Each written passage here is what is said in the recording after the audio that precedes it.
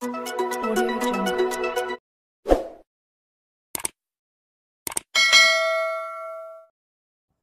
Terima kasih kerana sudah menonton channel saya Bantuan-Bantuan Kerajaan. Sebelum itu, jangan lupa tekan butang share, like dan subscribe untuk lebih banyak info yang akan saya kongsikan. Setiap bulan pasti yang akan ditunggu-tunggu oleh penjawat awam adalah pembayaran gaji. Seperti sebelum ini, pembayaran gaji untuk penjawat awam selalunya akan mengikut jadual yang telah diberikan oleh Jabatan Akauntan Negara Malaysia. Bulan Mac lalu pembayaran gaji penjawat awam diawalkan ini kerana sambutan perayaan Hari Raya yang telah disambut 31 Mac 2025. Selalunya jika ada perayaan pada bulan tersebut, pembayaran gaji akan diawalkan. Ini adalah untuk dapat menolong membuat sedikit persiapan kepada mereka yang ingin menyambut perayaan tersebut.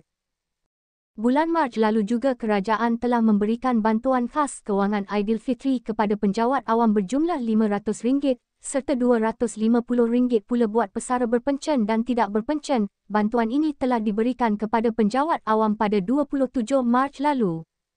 Baiklah, di sini saya akan kongsikan pembayaran gaji penjawat awam bagi bulan April 2025.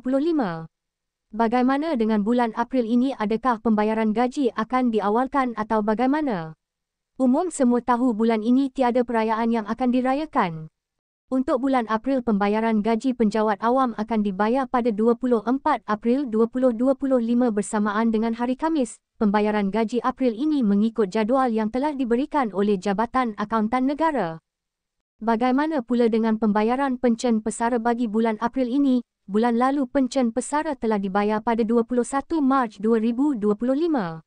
Untuk pengetahuan kepada semua pesara, pembayaran pencen bagi bulan April adalah pada 18 April 2025 bersamaan dengan hari Jumaat.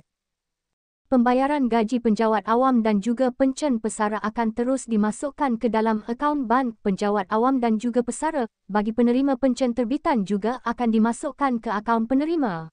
Berita baik kepada pesara ATM, kerajaan memberi jaminan akan mematuhi dan mengikut keputusan yang dibuat Mahkamah Rayuan pada Mei ini berhubung kes pelarasan pencen pesara Angkatan Tentera Malaysia ATM yang bersara sebelum 1 Januari 2013. Menteri Pertahanan, Datuk Seri Mohamed Alid Nordin berkata, sekalipun kerajaan menang dalam kes rayuan itu, penyelarasan pencen yang sudah dilakukan hari ini tidak akan terkesan atau ditarik balik. Kaedah pencen bagi pesara sebelum dan selepas 1 Januari 2013 sebenarnya adalah sama. Formulanya, kaedahnya, cara dan kadarnya tidak pernah diubah dan telah dilaksanakan secara teratur seperti yang diperuntukkan di bawah peraturan-peraturan angkatan tetap, pencen, ganjaran dan faedah-faedah lain, 1982.